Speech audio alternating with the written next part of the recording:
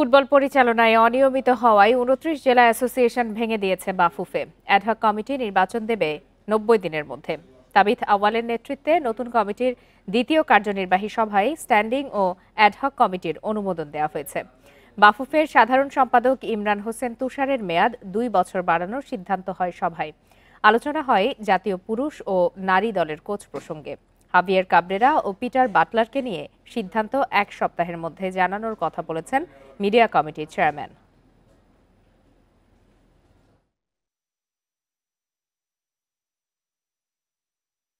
পঁয়ত্রিশটি জেলার ফুটবল অ্যাসোসিয়েশনকে যে তদন্ত করেছে, এই তদন্তর মধ্যে ২৯টি জেলার ফুটবল অ্যাসোসিয়েশনের কার্যনির্বাহী কমিটি বিলুপ্ত ঘোষণা করা হয়েছে।